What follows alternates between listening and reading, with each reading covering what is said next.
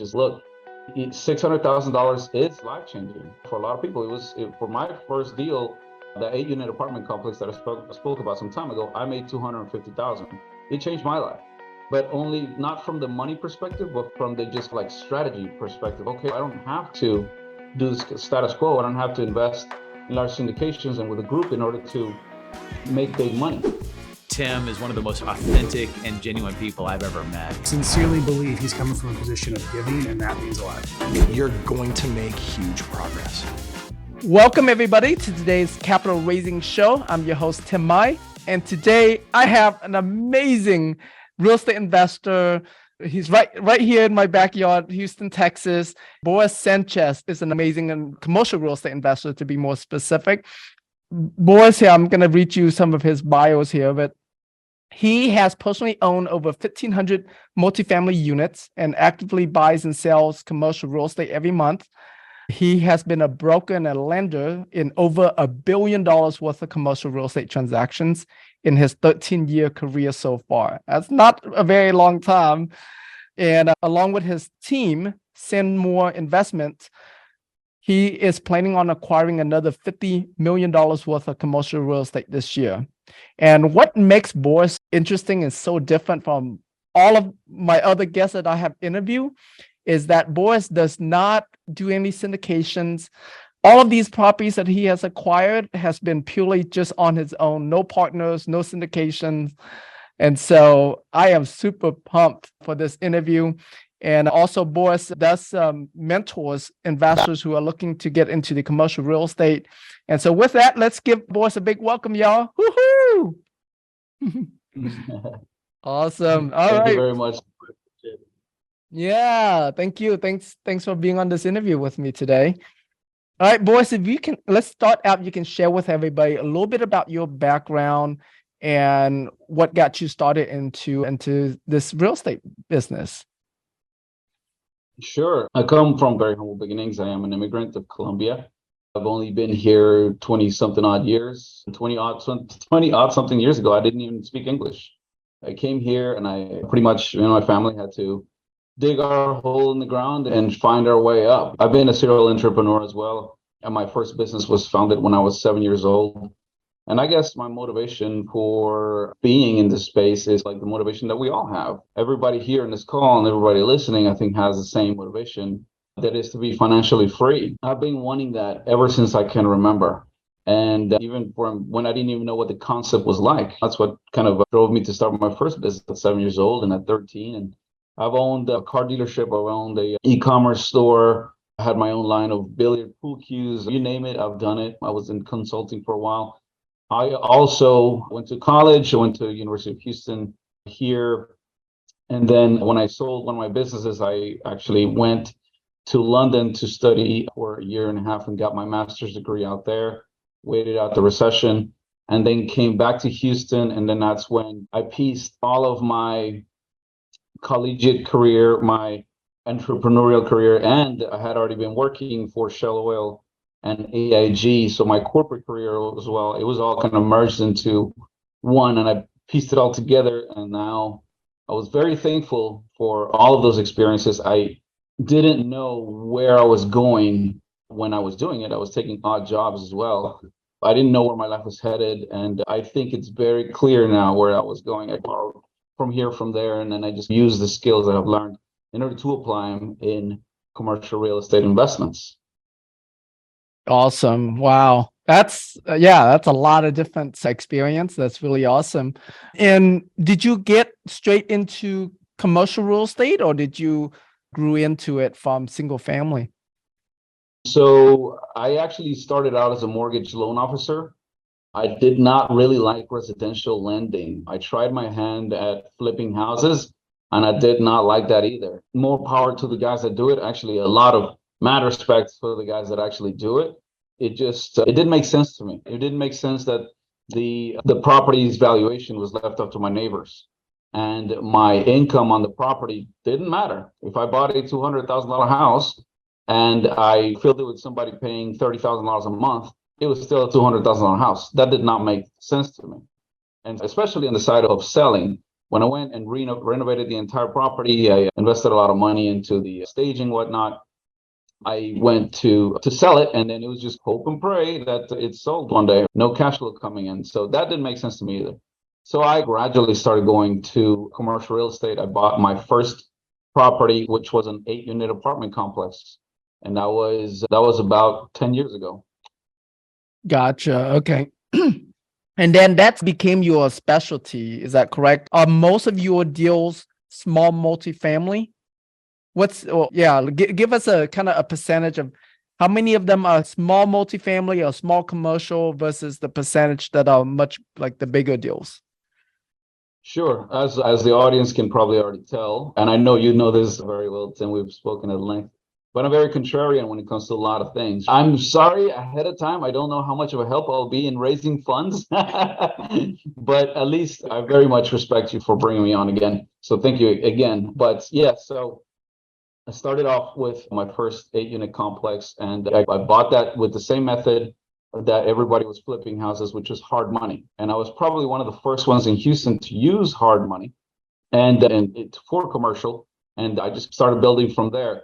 I still to this day buy small to medium-sized apartment complexes. I will jump on an opportunity to buy an 8-unit apartment complex because it makes sense, just in the same manner that I'm jumping and buying 120, 107-unit apartment complexes. And not stopping there, I actually own right now over 500 units of self-storage. And so I've been looking at that. I've been trying to get my foot more in the door of shopping centers. And so anything really in the commercial realm, I am a fan of. If it makes sense, I'll do it. But yes, never will I say no to something small. I can give you plenty of examples where I've bought and sold an apartment complex within the year. From the moment we put into the paper to the moment I sold it again, put some more into the paper on the sale, it was probably a year, and I made clear over $600,000. So I can give you plenty of examples like that.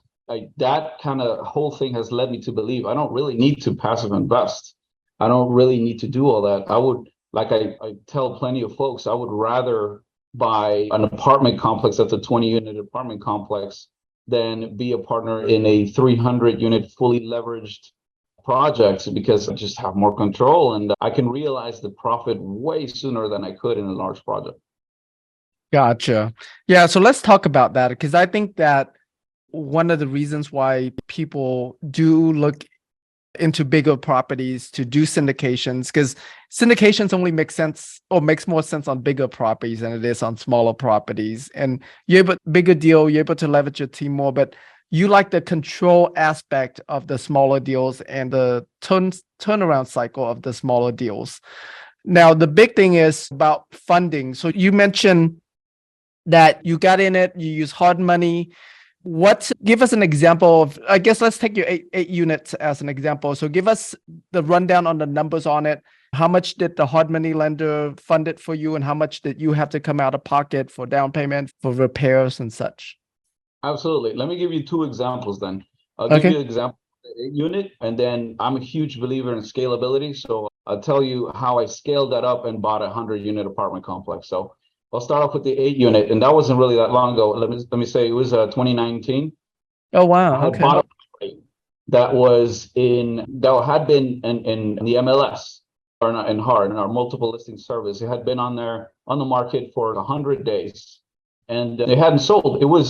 It had been there for so long that the realtor had already given up on the property. When I went there, the realtor sign, you know how the residential realtors have the sign on the outside.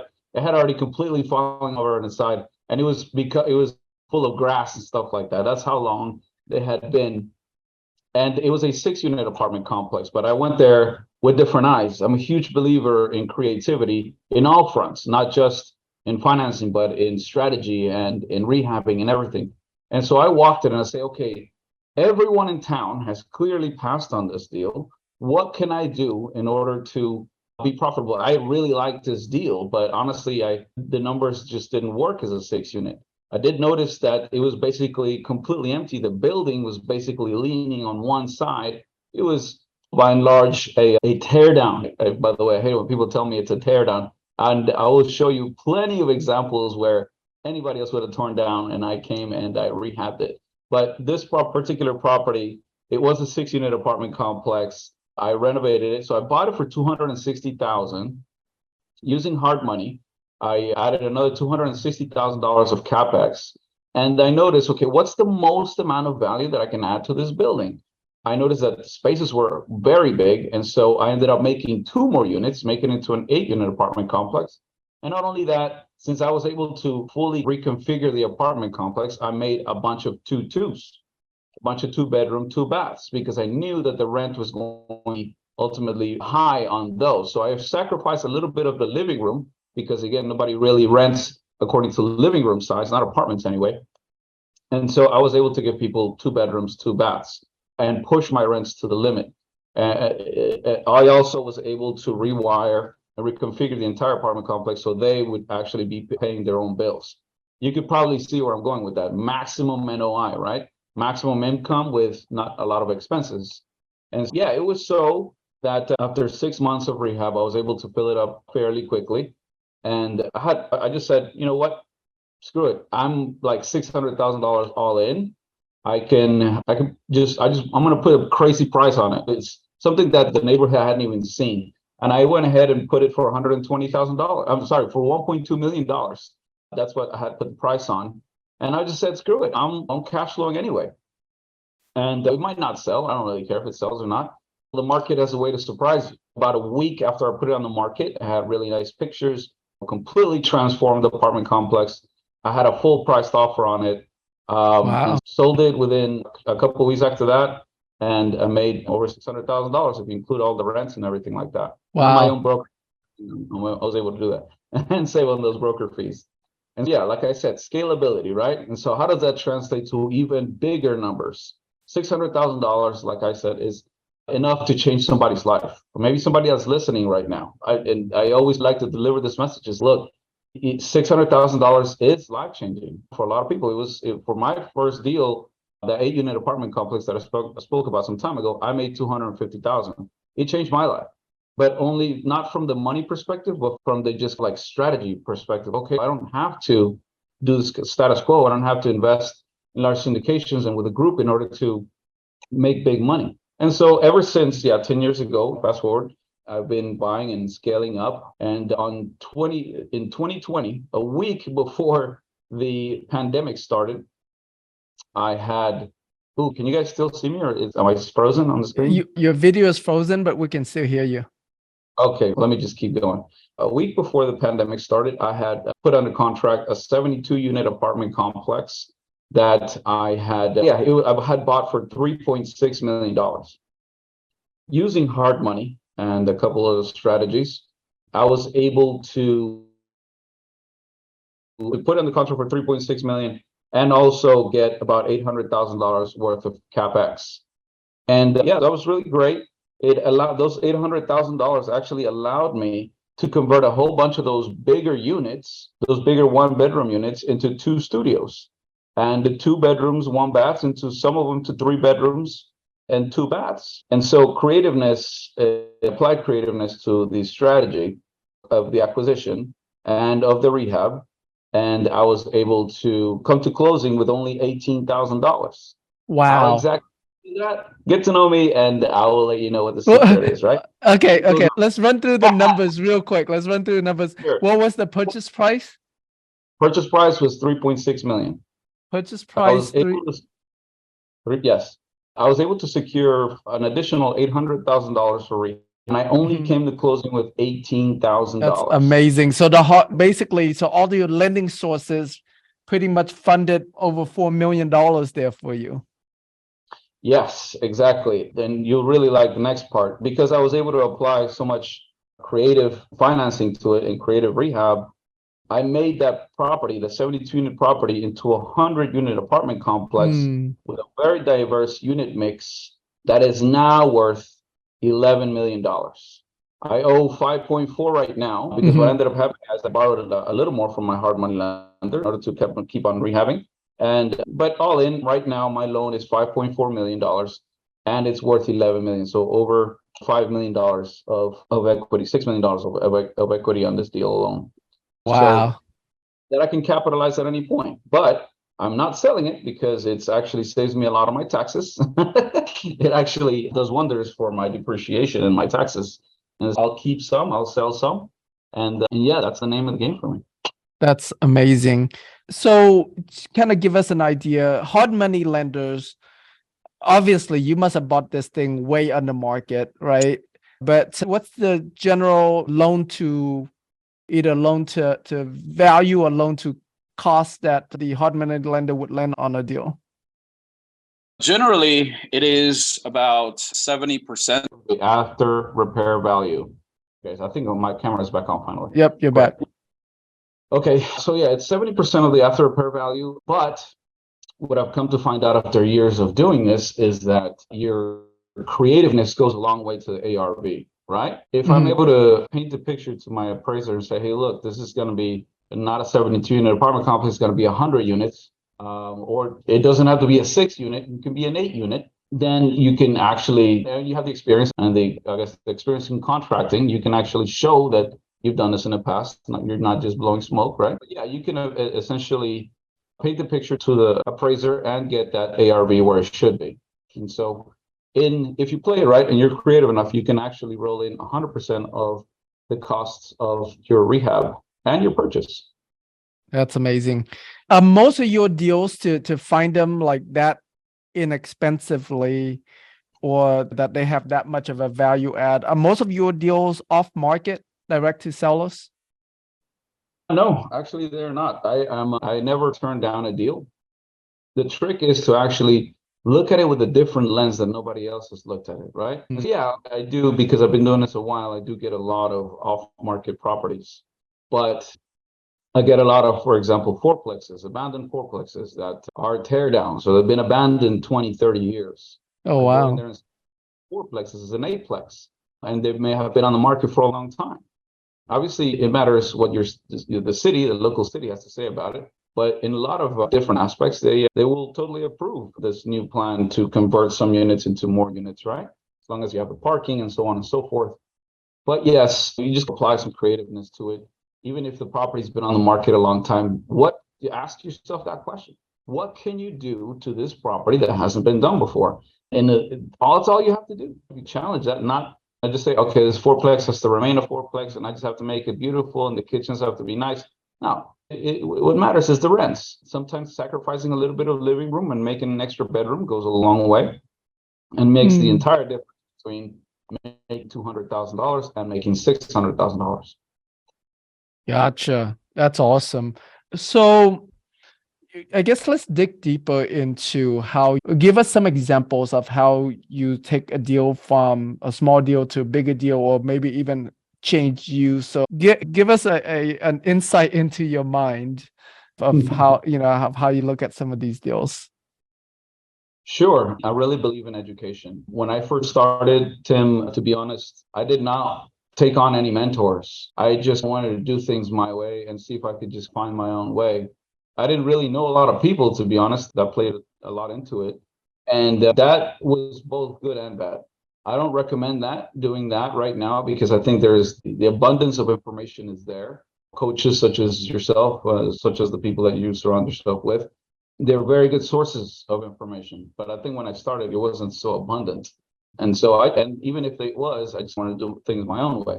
That was good in the aspect that I took a lot of hits. And so I went to the school of hard knocks for sure, but it allowed myself to better prepare for the future and be able to be a better problem solver, right?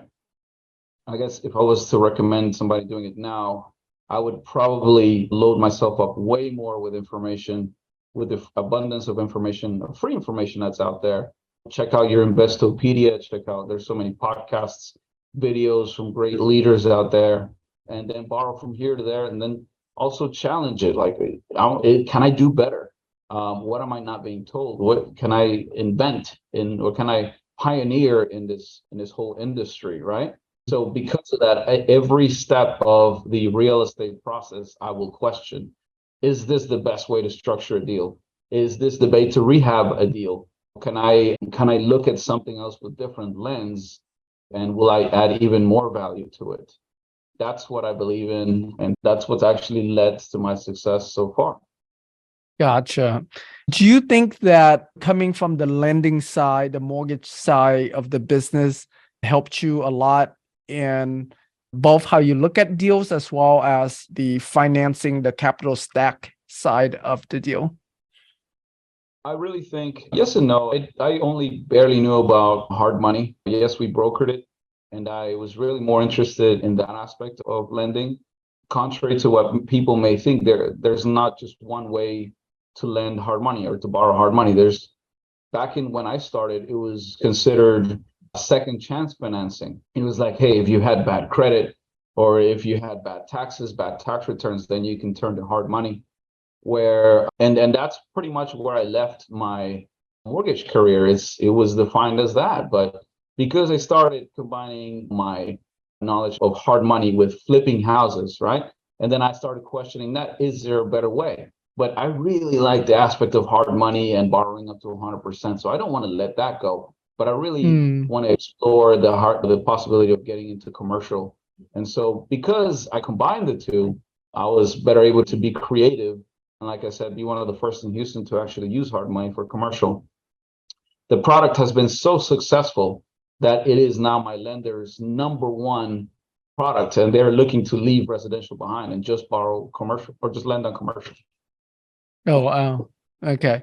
Are there a lot of lenders out there that lend on commercial? Hard money lenders that lend on commercial? There is not actually. A lot of lenders don't really know how it works. I've asked many different lenders, hey, would you ever lend on something like this? Would you ever lend on self-storage or even office or shopping centers? And they say, whoa, leave that to the professionals. And that is a very kind of bad mindset to have that I've been fighting for. I've been fighting against, actually. The whole leave it to the professionals because it's commercial gets carried to the lenders. And I just think it's incorrect. I really think they are, in a lot of ways, residential investing is riskier than investing in commercial real estate. And I also think that sometimes lending on residential can be riskier, especially if you have an inexperienced borrower. That's something that I'm fighting, and I'm actually finding more hard money lenders open to the idea of lending on commercial just because they see the numbers. They see, hey, wait a minute, why am I getting into a hard money loan in a residence that's for 3 months, where I can come into a hard money loan in commercial that's generally going to be like 9 months to a year? And so it's beneficial. The name of the game, hard money, I believe, after listening to 10 years, 13 years of hard money lenders is, hey, keep the note a while. Just on the networking we did right before the call started, there was a few guys lending on notes and property. You guys would probably agree. The name of the game is to keep the note a while. A good borrower will just keep on paying the note and paying the note. And that's doesn't require much servicing, right? And so the longer you keep the note, the better for the hard money lender. And I think they're just not realizing it. Gotcha. Okay. So for I guess people now, your lending company, your hard money lending company, is it just here in Houston or is it Texas wide? Is it nationwide? What is it? It's Texas wide right now. I'm trying to bring it across the nation. That's one of my goals. Next 2 years is to bring it across the nation and provide lending first probably to southern states such as Florida and Georgia. But it is something that, yeah, we're trying to definitely bring across the board. Gotcha. So for the people outside of Texas, what are some of the ways that they can find lenders like hard money lenders that would lend on these commercial assets? Sure. There's new groups popping up all the time. There's the Association of Private Money Lenders that I think is out there. They have a conference coming up in Vegas in November. That'll be a great place to start, right? But I would say as simple as just Googling it. Hey, Google hard money lenders and ask them about LTV and LTC. See if what they're willing to do. Like we said, my hard money lender is willing to do 70%, but he's willing to do 100% of that 70%, if that makes sense. Yep. He's willing to cover all the costs if the ARV makes sense. Not a lot of hard money lenders are like that. Matter of fact, most of them are going to need a down payment on the purchase or on the rehab. But I believe if you're experienced, you can probably sell them on the fact, hey, look, this is a good property. This is my purchase price, especially in the market right now. We're seeing such good deals come through, Tim. that it's hard for a lender that works out the numbers to say no to.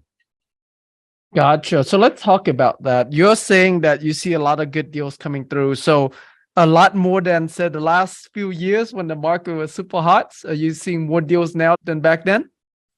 Absolutely. We're seeing better deals right now. And my company is also a brokerage. We're also selling property.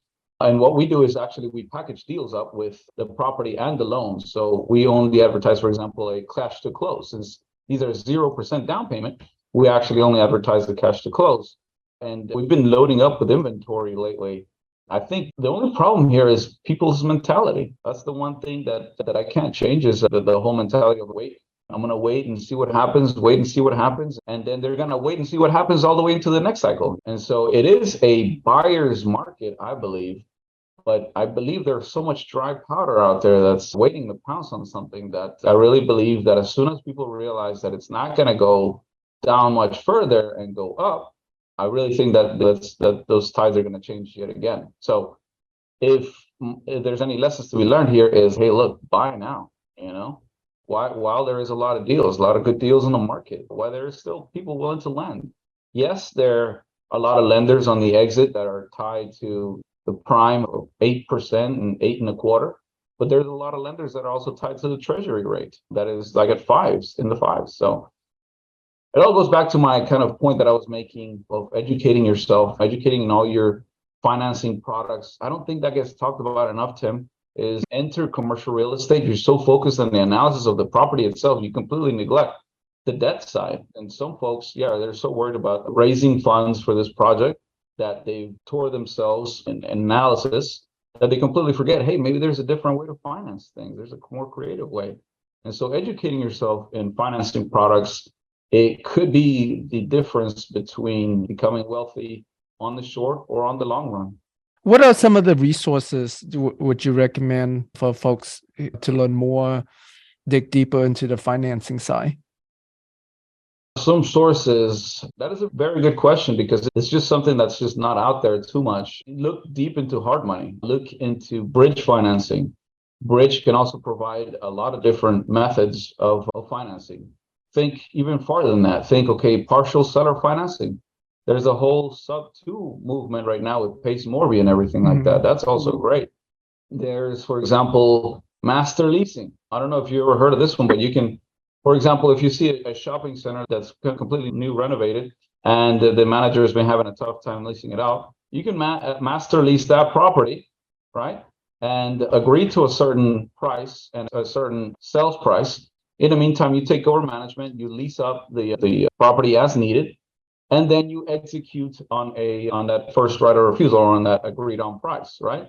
And if you're smart enough, you'll double close it with an end buyer so that you're just making the whole profit without having to put a lot of money on the table, right? That kind of creative financing is what I'm talking about. So bridge, mezzanine, seller financing, seller seconds, seller concessions, master leasing. There's many different ways to skin the cat, not just your regular go to the bank and ask for a loan kind of situation. I know we talked a lot about multifamily on this call, but I know you also do self-storage and other commercial assets. So what we're talking about today pretty much applies to all asset types. Is that correct? Yeah, exactly. Commercial real estate behaves very similarly. I would say there's a huge opportunity here in office right now. And a lot of people will probably jump when I say that office, that it's dying. But if you clearly look at the life cycle of office, you'll see that right now buildings are being sold for underneath what they were being sold for in 2008. I have looked at some deals that you can buy Class A, brand new, beautiful office space for $100 a square foot, right?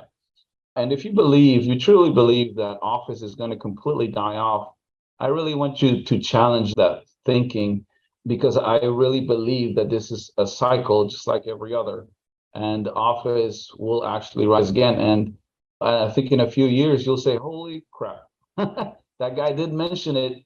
And he mentioned the huge opportunity in office right now. Yes, you'll take a risk, but if you buy correctly, you can buy an office building for 50% occupancy for a 10% cap rate. Just look at that. Completely makes sense. All you have to do is just raise up the occupancy a little bit and keep it maybe a couple of years operating and then take it from there. But anyway, like I said, yes, we are not neglecting any asset class. Right. Multifamily is my bread and butter. It's what I know, it's what I love, but we are looking at other things that make sense. Gotcha. So from a lender's perspective, as long as you're buying it cheap enough, they don't mind offices either? If it makes sense, no, they won't. Yeah, if it makes sense, they won't. Like I said, if it's 50% and already cash flowing at 10% cap rate, and there are those deals out there, and you'd be surprised how beautiful those buildings can be. Yeah, there are opportunities that are out there. That's amazing. Let's talk about this upcoming market where you see, like in the next 2-3 years, maybe. Where are you seeing this market? Where do you see the opportunity is? Yeah. I really believe that small to medium-sized apartment complexes and commercial real estate are going to keep getting passed over by the general crowd. I really think there's a huge opportunity there to be creative. And so the market can go up, down, go sideways, Tim. Like I always say, it's always a good time to buy a good deal, right? I may have not sold you on office, and that's perfectly okay. But if you're listening, you're probably at least sold on multifamily, right? And there's a huge opportunity in the realm of small to medium-sized apartment complexes that you can own, that you can actually take a strategy on, that you don't have to syndicate. Maybe you want to partner up with somebody, that's perfect. JVs are okay too. But I just want to challenge this thought that you don't need to syndicate and raise funds for it. You can actually find funding for it, maybe find a partner or find somebody that's actually willing to jump into it with you and give you the money you need. As I always say, I think that debt is actually cheaper than equity giveaway in a lot of respects. Yeah, 100% for sure. In terms of multifamily, so it's 4 units, the smallest that you go, or do you go anything smaller? Because below 4, you start doing away with the commercial valuation. A lot of people believe that it starts at 5, but you can actually ask your appraiser to value the property, a fourplex, based on a commercial valuation and add the cash flow valuation to it, not just your residential comparable sales type of valuation. So yeah, 4s are great. I always recommend people start out in a fourplex. You can do many things with it. And the great thing about a fourplex is that it can be sold to an end buyer that's using FHA, right? A regular residential type buyer. And as I always say, it's not, a fourplex is not going to make you rich, but it is going to give you plenty of experience in being an owner operator, and so that you can move forward and start scaling. Gotcha. That's good. Good. I didn't even know that you can get an appraiser to appraise it based on commercial instead of residential 4-unit. That's pretty cool. Awesome. What are some of your favorite ways to find deals? Man, some of my favorite ways would be through just looking through the MLS, to be honest. Really? Yeah. A lot of people are surprised by that, but then again, people are surprised about a lot of things that I say. But yeah, just apply a little bit of imagination. That's all. Maybe you can find apartment complexes that's already subdivided. You start selling piece by piece, or you can start turning these large 1-bedrooms or 2-bedrooms into bigger bedrooms. In other instances, I've completely just made a bedroom out of a large living room, right? And so you just start thinking creatively. And yeah, obviously, who doesn't love when a deal comes my way that nobody's looked at before? Of course, I get those too. But I really like when I look at it from a different lens and the deal has been shopped around and passed on by every single investor in town, and I make a bunch of money with it. Love that. Yeah. So MLS is your favorite, and then any others? Give us your top 3. Sure. A lot of people would ask me, hey, Boris, if you were to go back and lose it all for some reason, what would you start off doing? That's how I would do it. I would pretty much find these deals in the MLS and stuff like that, where I can just look at it from a different lens. But yeah, unconventional methods such as social media is great. Just putting something out there, say, hey, look, I'm looking for small to medium-sized shopping centers or office or multifamily. show me what you got. I never turn down a lead, even if it's being daisy chained. A lot of people tend to shy away from daisy chain properties. For those guys, those of you who don't know, daisy chain is when a wholesaler has another wholesaler and has another wholesaler, and all the way down the chain. So maybe there's 6 dudes on there that are looking to get paid on a property, and I go all the way up the chain and then find my deal. And that's fine. Everybody gets paid as long as the deal makes sense, right? So wholesalers, a big one. People that don't know what they're doing, a big one. Residential realtors, I love them because a lot of them don't know what this property could be sold for. They're just doing it as a favor to the owner, that the house that they're selling that's beautiful. Those are great too. You can find those in LoopNet all the time. You can find them in MLS all the time. And yeah, stuff like that. We've cold called, we've driven around a bunch. We've identified properties that could be turned into something else. Those are great. That's awesome. Yeah. It sounds like it's not magical. I think that what you're communicating to all of us here is that the deals are out there on the market. People are they're overlooking it is because they don't have the same vision that you have for that property. You're able to take a step back, look at the property differently, and basically create value out of thin air just based on what you can see it could be. Yeah. And that really stems from the education side of it, right? And now that I'm more confident to what I'm doing because I've executed a lot of these projects. But again, I get asked, okay, so what do I do? I'm just saying, hey, look, get educated. You had $10,000 to spend them on education, because you can actually, if you spend them right, you'll figure out a way to actually, you're out of money, you spent it all in education, but now you've built this. And this is the most important asset that you'll ever own. And nobody can take that away from you. The market may go up, down, sideways. You may lose your contacts, but if you actually educate yourself on other ways to finance real estate and to rebuild it and to strategize on it, then even great. And you'll never be broke a day in your life. One of the things I wanted you to touch on, you have acquired over $450 million worth of real estate in the last 13 years. You currently have $350 million. How many deals, if you have to just rough guess, how many deals is that you have done? How many deals have I done? A bunch. I've been seriously building myself since the start. I think the first year that I was really taking off was 2017. In 2020, 2021 and 2022, we rocked it. We were selling deals. I don't get to perfect time to sell. Perfect time to sell. Last year alone we must have done at least a good 200 deals. Wow. Yeah, I do get to cherry pick, not gonna lie. I do get to cherry pick the ones to buy that come through my brokerage. But I can't buy them all. A lot of folks ask me, if it's such a good deal, why aren't you buying it, Boris? Because I'm under contract for another $25 million right now. And so I can only fit so much of my bandwidth. I'm always trying to scale up. So there's always that. We got really good deals, and we've passed on really good deals as well. Where you're at now, I think that for most folks looking at these numbers, whoa, there's no way I can accomplish that without doing syndications and just without partners. But obviously you started with a small deal and it grew from there. But do give us I guess for the people that are looking at you now, not you 2017, but you now thinking they can't do it, what would you say to them? Man, it starts off with a mindset. You have to have equal amounts mindset and action. If you have too many of one, it's not going to work. If you are just out there going 1,000 miles an hour, but also trying to do anything to make money, you're not in the right mindset. With education comes mindset. I think with education comes confidence in yourself, which also builds mindset.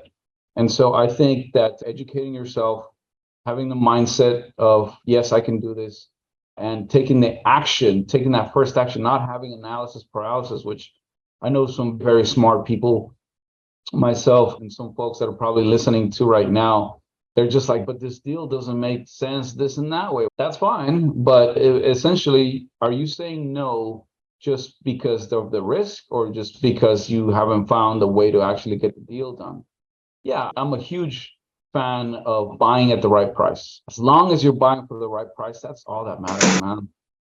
And I really think that if you apply some education to it, if you come to the table bringing some sort of value, maybe you don't have a lot of money, but you have great analysis skills, or you know how to find a deal, or maybe you have money, but you don't have a lot of education, then seek out the right person to actually do it. Or better yet, educate yourself. I really think the message today is you can do it. Why not you? Why can't you do it? If you ask yourself that enough, and you'll get into the mindset of, I need to learn what I don't know.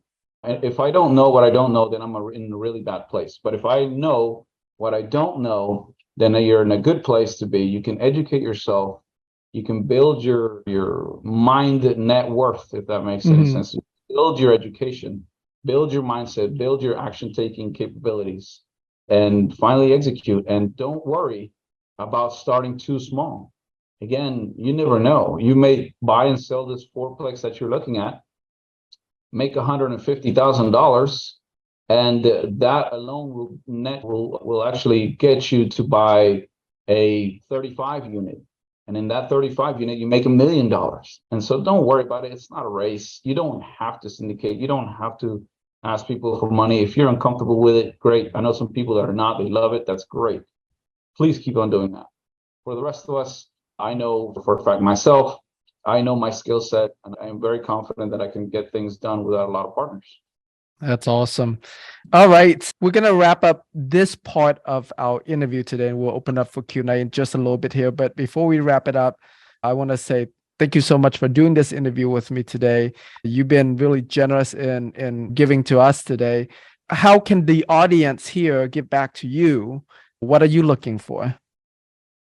Yeah, thank you. I'm always looking for deals. I always love looking at deals, analyzing deals. So if you're a wholesaler looking to partner up with somebody that's going to buy, or at least show you why it is or is not a good deal, send it to me. Send it to my team.